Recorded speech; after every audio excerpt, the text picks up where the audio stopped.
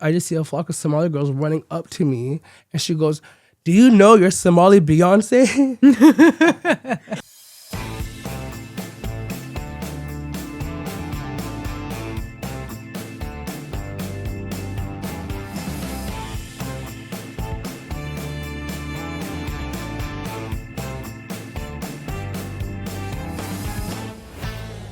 Welcome back to Sleepless, the podcast about the creative process.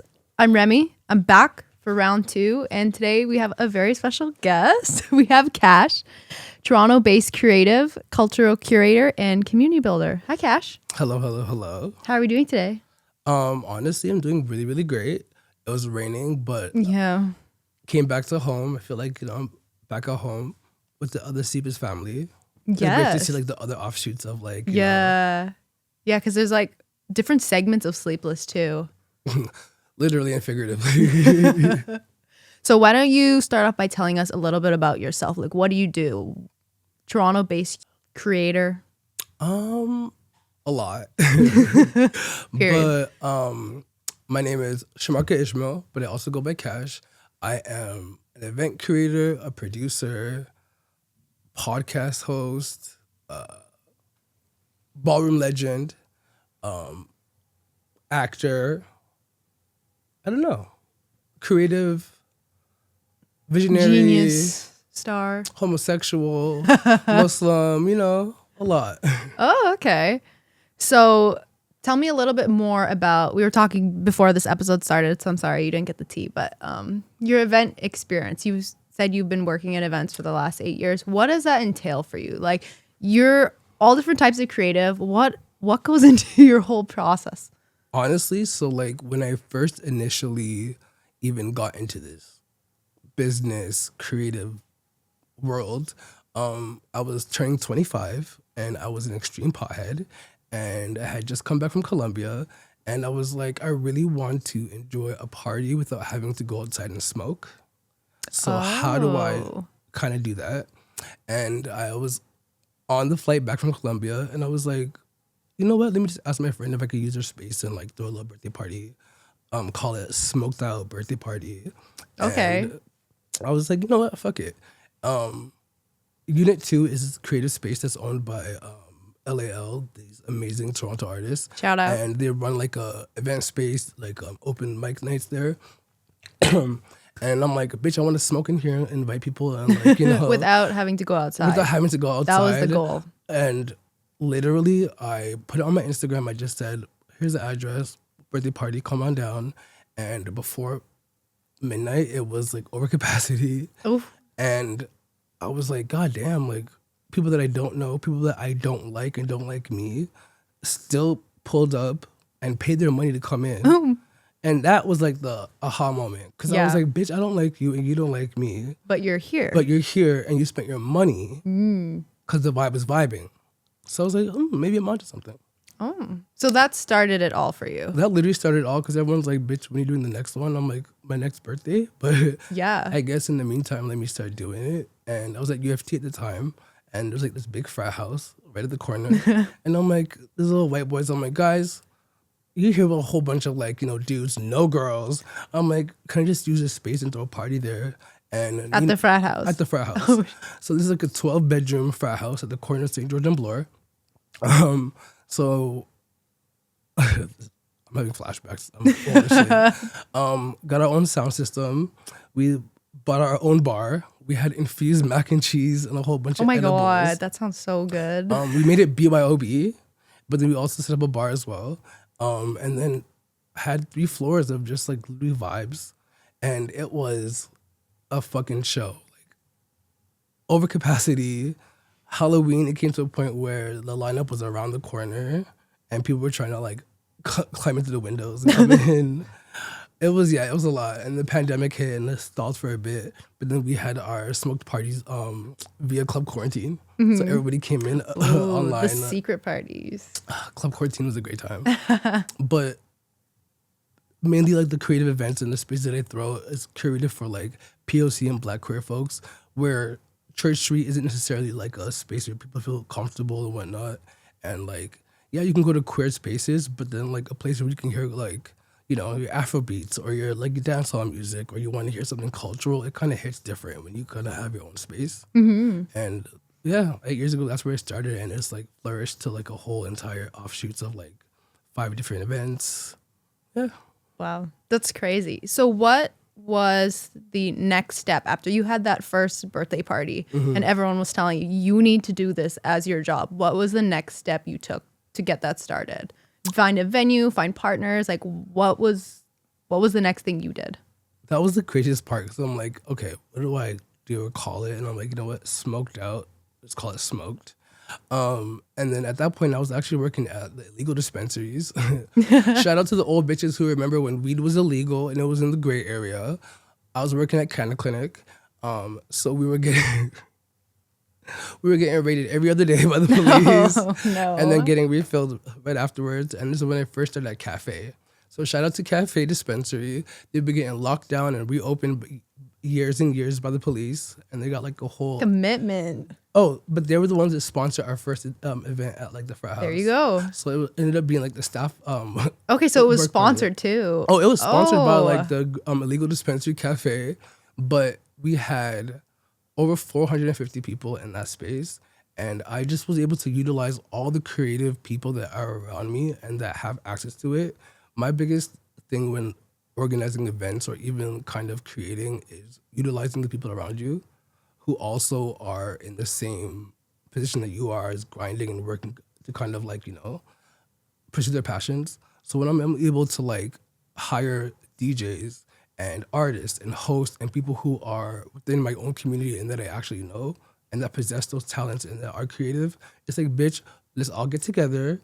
Let's all low cost, high return is my kind of thought process. Okay. What's the best way to utilize the least amount of money but get the most amount of return, but also the biggest experience and the best quality? Yes. Yeah. Like, you don't need to do the whole entire. Straight clubs love to do like bottle service, bitch. You don't need that. You are buying. Who's paying for that? you are- Also, We know who's paying for it. All you lonely men out there who go to the club with all your boys in the hopes of getting a girl by buying a bottle. And when the bottle's done and she goes, bye, you're upset. real, so real. So if I were to come to one of your events, what can I expect? Like I walk in the door, what's hitting me? What What's am I hitting noticing you? first? A whiff of just gay energy and vibes. Honestly, all I can really say is it's a space where you can actually just enjoy yourself. In this day and age, I really feel as if people go out and social media, like they're worrying about who else is there and they're waiting for like other people to kind of a vibe. I'm in my mid-30s, so like going out, all you needed was like a Mickey of alcohol between 4 friends and like a joint of weed, and you guys would just be having an entire blast and Yeah, catching you're the set. blue night back home, and you're like, I had a great time just to enjoy myself and go on and like have a good time. So when you're going there, you're literally just immersing yourself in having good vibes.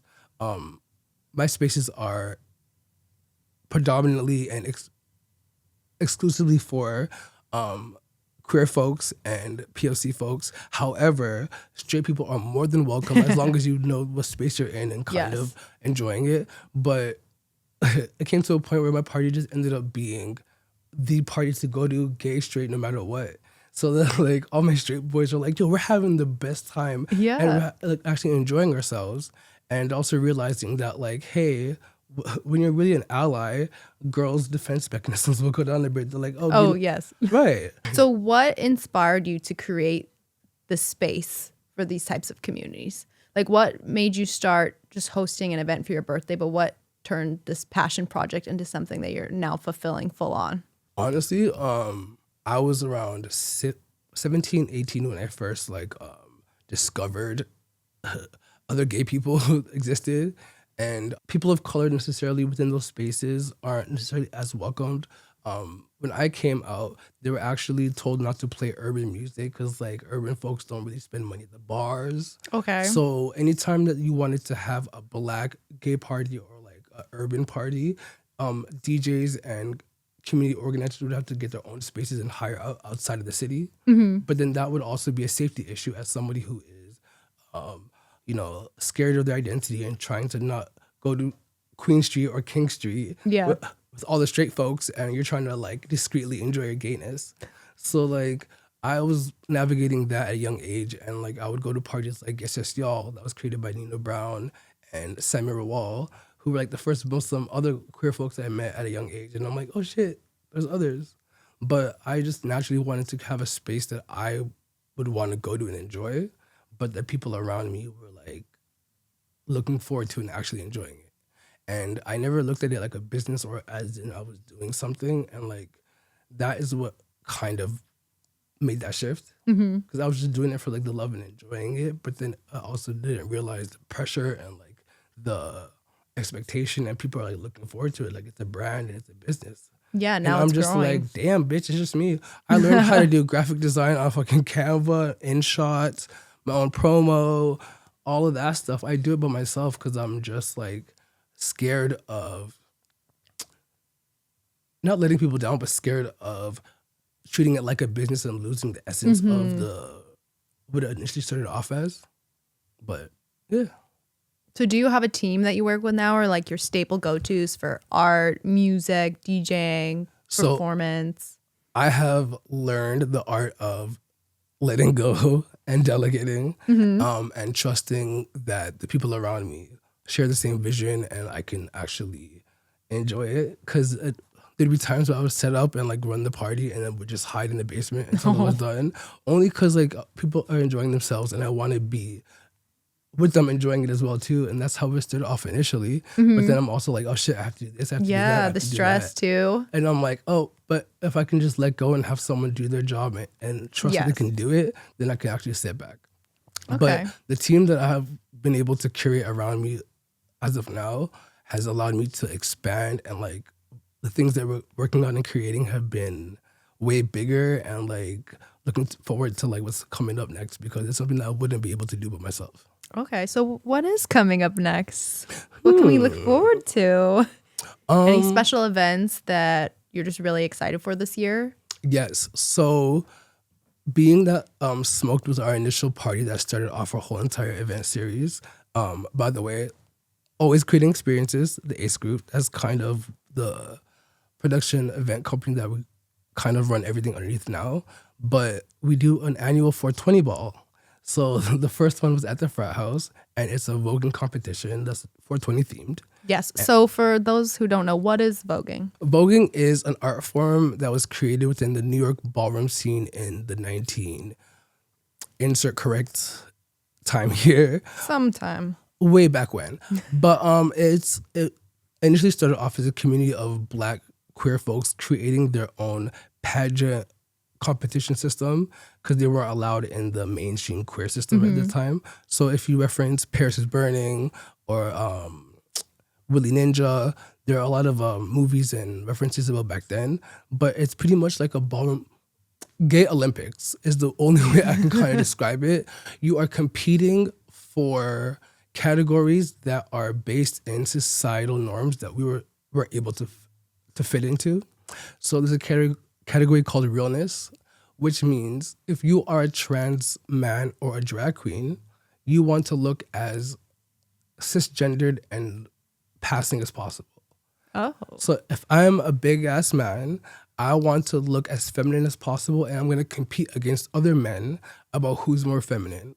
And the competition is about who can fit into society better. Oh. So there is like thousands of dollars on the line for it. Like it is a thing because they turned their real life experiences into like a competition ballroom fantasy, I would describe it. So there's different like houses and different teams. And then there's like, voguing competitions. They have fashion categories. They have like face categories, different categories that kind of allow people to feel like their ultimate glamorous self without being able to, go to Hollywood and try to make it happen. Okay. So is that something you're looking at doing in your events now too? Oh, I mean, when I was 17 years old, I had joined a voguing house in Toronto, and we started like the Toronto Kiki ballroom scene 15, 14 years ago, and is now immersed into like a huge grand scale. So balls, events, practices, they happen outside of just me. They occur on a regular basis. But I throw like the 420 themed ball, Okay. which is just like a little anniversary ball. Yes. And it's the 5th anniversary coming up in April. But yeah, if you want to catch any sort of voguing or any sort of ballroom scene or any sort of that stuff, check out the Toronto Kiki Ballroom Alliance on Instagram. Plug. So we were talking a bit earlier, but you recently did drag for the first time. Yes. Okay. I lied. For the second time. Oh, okay. Tell us about that. How was that for you? What So was that experience like?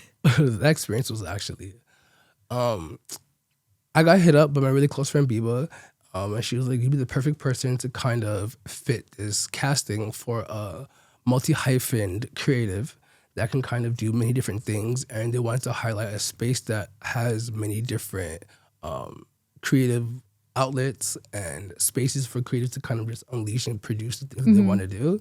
And I'm like, bitch, sign me the fuck up. Little did I know that I was going to be glammed the fuck up, which is one thing. But she was like, just trust my vision. I'm like, girl, I got you. And before I knew it, I was turned into 6'4" RuPaul.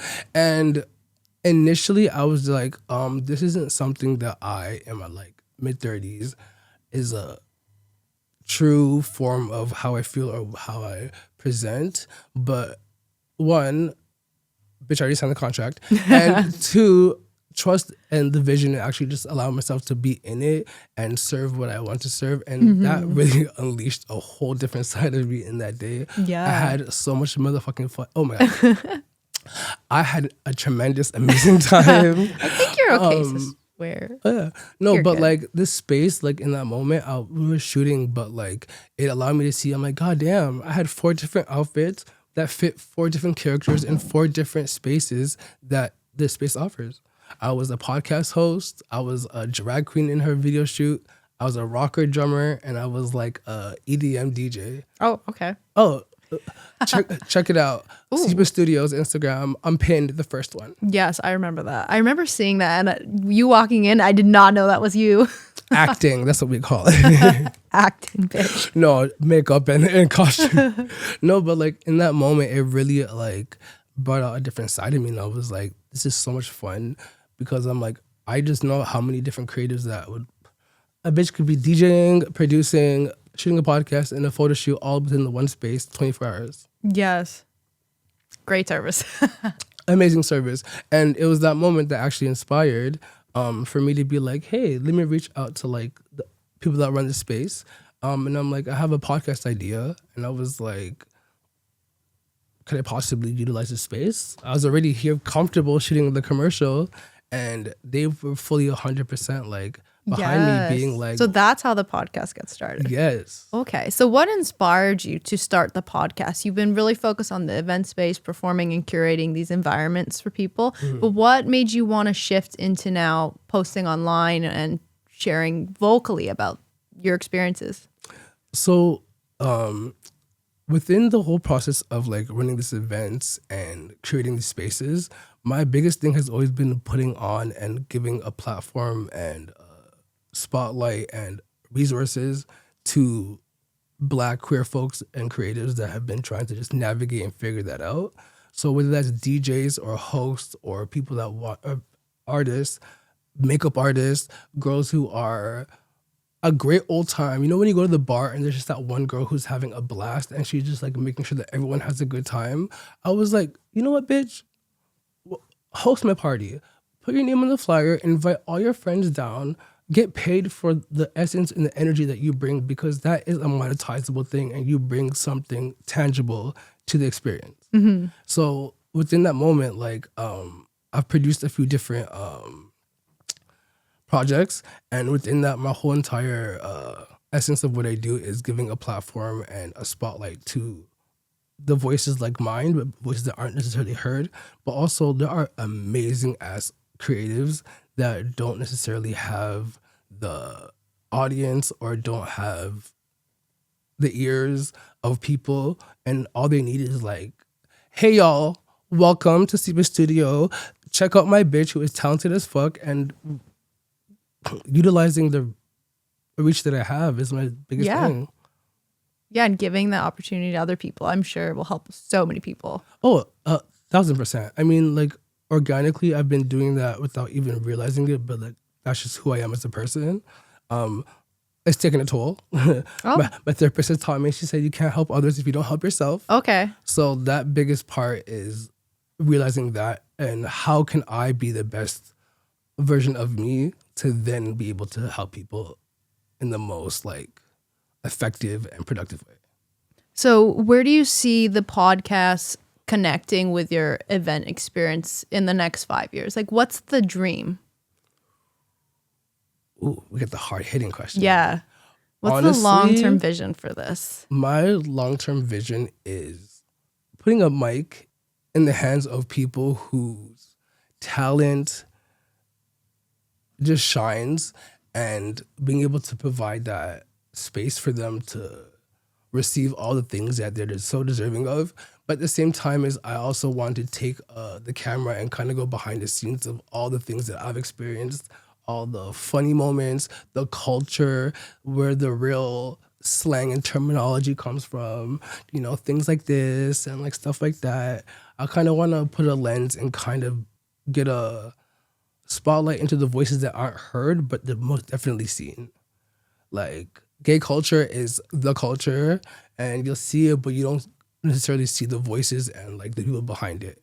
The girls that you love, it's a whole bunch of gays and a bunch of trans people behind the scenes putting it together.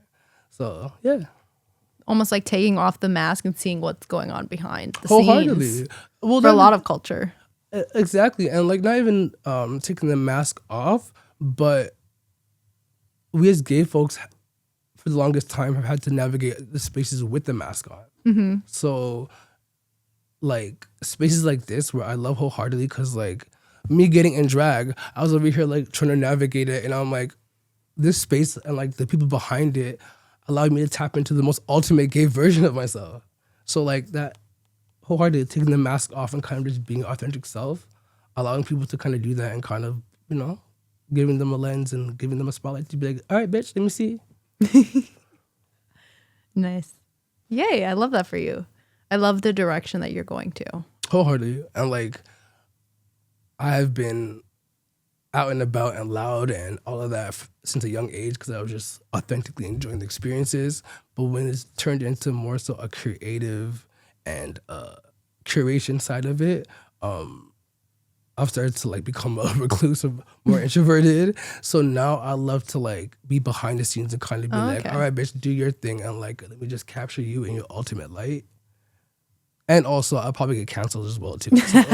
Eventually, at some point. Oh yeah. Okay, so we did talk a bit about, but you mentioned you started when you were about 25, your 25th birthday, and we were talking about aging and how that changes how you show up as a creative. How do you see that changing how you show up in your projects, or even hosting these events or having podcast guests? Like, how does age and time and learned experience shape how you move forward? Shout out to Ray. Barbara Walters. Yes, you ate that. I'm getting deep. Hello. Insert deep joke here. Honestly, when I first navigated and came out and was discovering myself, it was, if it wasn't for the elder community before me that kind of was like looking out for me, but also being like, hey, I see you. Like, you're being rambunctious, but also like letting me know that it's okay to be gay. Like, don't worry, it's gonna be the typical old gay. It gets better, but also in the sense of providing community and spaces and like programs. 3MV was like this program that I did. It was called the Black Queer Youth, and it was like a weekly program. And I was like, oh my God, there's other gay folks. But in this day and age, like, I'm no longer a party kind of clubby type of guy on a regular basis, but providing and offering spaces that like are outside of just events, like open mic nights, comedy nights, but also kind of like kicking back and giving back to the community. Like, that's the biggest thing where everything stems from. And the youth, like, I'm a grown ass man now. Don't be fooled by like the goodbye. I'm in my mid-30s, but like I'm so glad the younger generation does not have to experience the things that we had to endure beforehand, and they are living their lives unapologetically and boldly. Am I jaded? Slightly. The times I'm over here like back in my day, I was only gay south of Bloor Street. Like, but also like capturing the voices and like the times. We don't. There's a queer archives museum within Toronto near the village, but capturing the voices and experiences of the people that came before me and the ones that are still here while they are still here, and the ones that like that are about to come and be the leaders for tomorrow. Like I never thought the things that I would do would matter and impact so many people, but it's just the beginning, and I'm excited. Yeah. Okay, what is your, if you have one, your favorite moment or memory of someone telling you that one of your events changed their life? Oh my God. I have two. Okay, go. The first one, oh my God, I'm gonna start crying.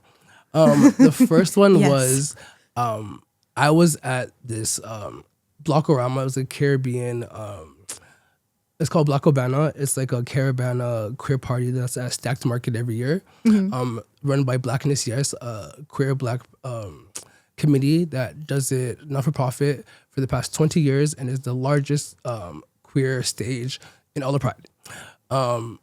This African young girl, growing up, I have a fight or flight. Fight or flight, yeah. Yep.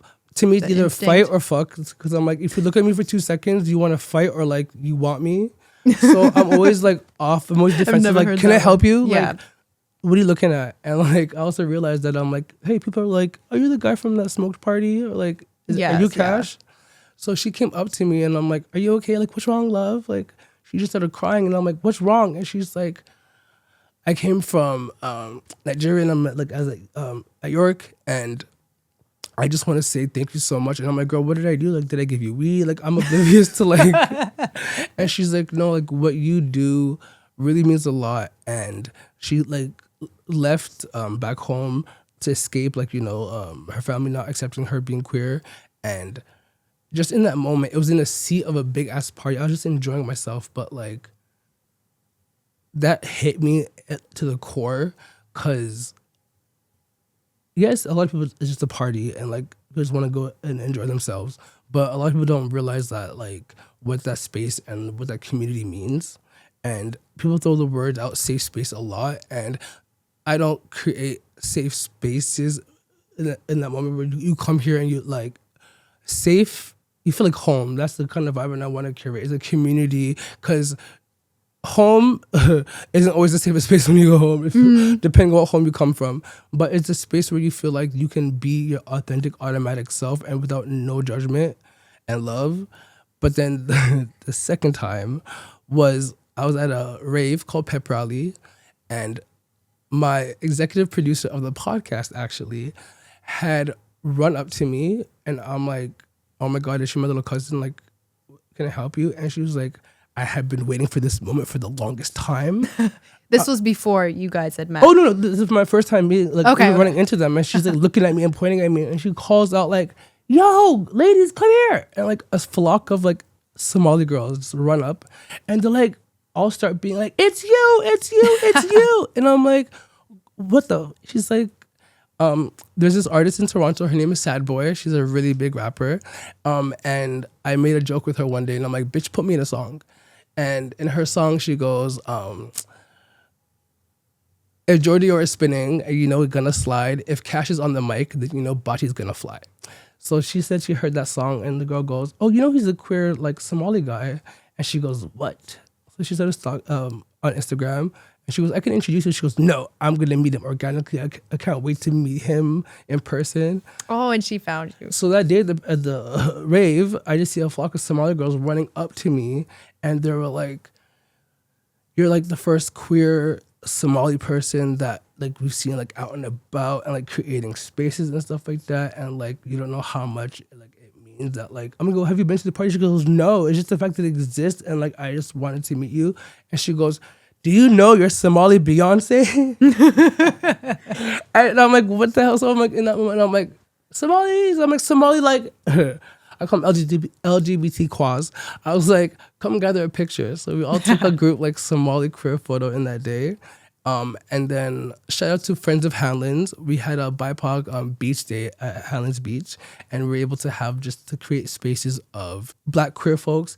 And I was able to start a party called Strapped, which was a space for queer women and trans folks to be without any men, no gay men. So I literally started the party, would set up, organize, hire her, have them run it, and be like, all right, just let me know when you need me. I'll come and set it back up, because there were spaces that I didn't need to be a part of, but they were needed. But knowing that I could like call my friends and be like, hey, run this, because there's a whole demographic of people that actually need this shit, and I don't have to actually be there. Yeah, that's crazy to know too, that your community that helps you out and can be a part of these events, a lot of them you just met organically through spreading your purpose. Literally, that's how I've met the majority of folks that like I've come across. It's very rare that you see other queer Black folks at, in the wild, if you will. So when you do come across them, you cling on to them, and you actually generally know them, or you get to, choose to interact and engage. But then those bonds really last a lot more, because you genuinely know how much those spaces or those interactions meant outside of that. Because when you have to go north of Bloor and go to the Domino's and take the purple line and have to go back home, you have to navigate spaces that you don't feel comfortable in. It doesn't feel necessarily like your authentic self. But, when you come to always creating space experience, or you come to check out Chit Chat, we create those experiences in that space where you can just, authentically be yourself. Problematic, if you are, all of it. Okay, I have another deep question. Ooh. It's a tough question. Let's say, flashback to your 25th birthday, that never happened. You didn't have that party. What would you be doing now? And do you think it would still connect in the same way to this purpose you've created for yourself? Fuck you and your deep questions. No, I never thought the things that me being my authentic self would allow me to help and touch way more people than I would have doing the things that I thought was the pathway to do that. Going to India, going to Kenya, building schools, come to find out they just put a different plaque on the same school and taking people's money. But I felt so complete, and I felt so like, this is my purpose by going there and helping the poor people that need me, and feeling like, oh, I'm a great person, and then coming back and, feeling complete in that way, because it's what we've been taught. By realizing that being your authentic self and pursuing your passions while still paying your rent and living a comfortable existence, that's the hardest battle. And I think that's the biggest thing that I wouldn't have been able to access, is any sort of my creative passionate side, because I come from an African folk where it's given very much, what does that lead to? Right. I was working at Toronto Star. I wanted to be a writer. I was like, I wanted to go to school for journalism. My parents said, you can go to Ryerson and pay for yourself, or you can go to U of T where we work at and get free tuition. So which did you do? Oh, I went and I took equity studies, because I'm like, I'm gay. This should be easy. So you have the podcast. You have your events that you're curating. You have your core community that you've been working with and you building out over time. What's next? What's coming up this year? What excites you? Honestly, what's coming up next is working with Sleepless Studios as well. But this space has actually motivated me and inspired me to actually bring in the people that I know that have the talents and actually have the skills, and be able to utilize the space that I have access to and put it all under the same umbrella that I've been doing it, but kind of having Toronto and then Canada and then the world eventually wake up and see the talent that resides within our community. But on a specific scale, I'm really working towards a really big block party this summer. Oh. I really want to highlight like different vendors, like community organizing. I want to bridge the gap between generations of like our older folks and our young ones coming up, and create a space where it kind of just feels like a family gathering, also like a family reunion type of vibe. Okay. So sponsors, Yeah, did you announce this BIAs, yet? You know, Is this out I yet? haven't, because waiting for y'all to support. Exclusive. Yes. Okay, I have one more question. Of course, yes. So you talk a lot about working with youth so that you can bridge the gap between the oldies and the youngies. Yes. What do you hope that the youth can take from your journey? What can they learn? Honestly, I think what I'm doing now and what I intend to do, and the things that have led me to be who I am today, is hearing the experiences and being around people that came before me and actually knowing what they had to experience and the sacrifices and the trials and tribulations that they had to endure for us to just be able to be a homo and have a podcast called Chit Chat.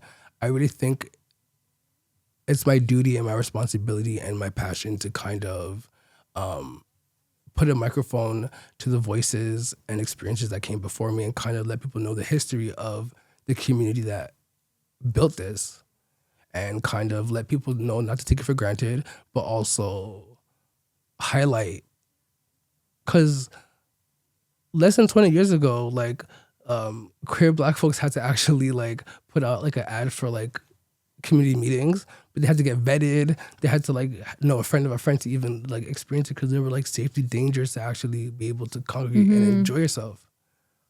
And this was less than 20 years ago. Sorry, less than 25, 30 years ago. And those people are still here today.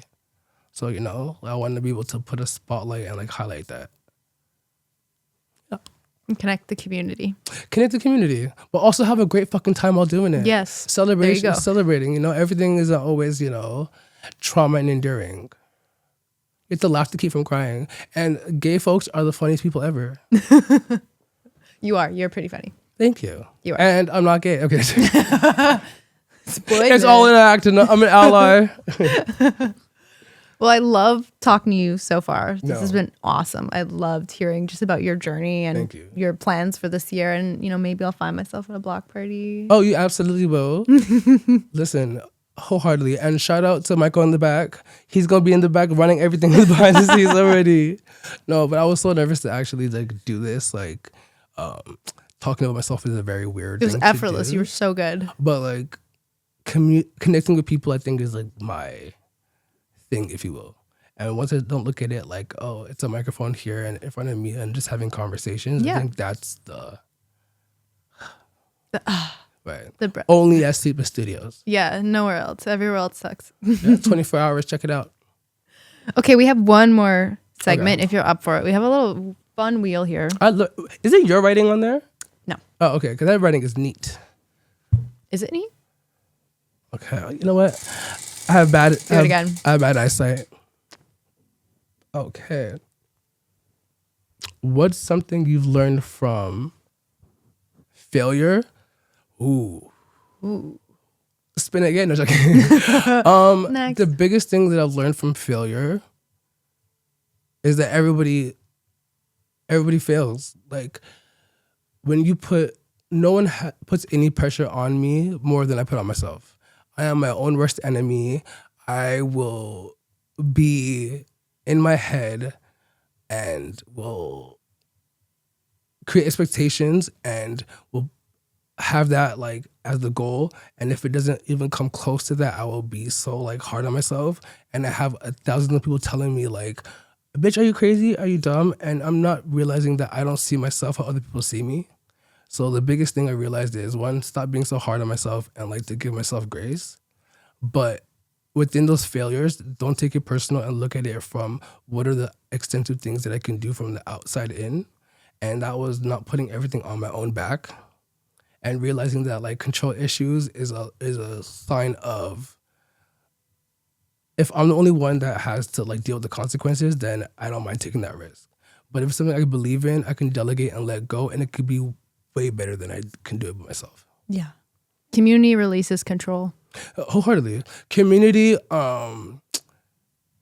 competency, the ability to actually do it, but entrusting somebody, not and not just hiring your people that you're close with and your friends, but like actually intentionally, like, you know, treating it like a business and versus just trying to give everybody an opportunity. Yeah. Okay, well, this was so much fun. I absolutely loved hearing about your experiences. Thank you If guys you for want to having me. plug your socials, where can we find you? Where can we get weed? Well, for all your cannabis needs, actually, I'm not sponsored yet, but you know what? No, I'm joking. One, I just want to say thank you guys so much for having me on here. It's a different vibe being on this side of the same studio that I work in, but you can catch me, Kash to you. Whoa, Kash to you on Instagram. I'm an old man, so I still have Facebook, and I haven't gotten TikTok yet, but TikTok is the same, Kash to you. And for all our events, you can check out Always Creating Experiences or SmokedTO. And make sure you follow Chit Chat Podcast on Instagram. That's CHICHCHAT Podcast on Instagram. And yeah, looking forward to it. Yay. And where can we catch you next? What event's coming up next? Where we can find you? You can catch me coming up next 420 at the end of April. Come check our 8th anniversary. It's going down. Bring your lungs, bring the vibes, leave your boyfriend at home. You about to find a new girlfriend, and it's the beginning of summer. So yeah. Yay. Thank you guys so much.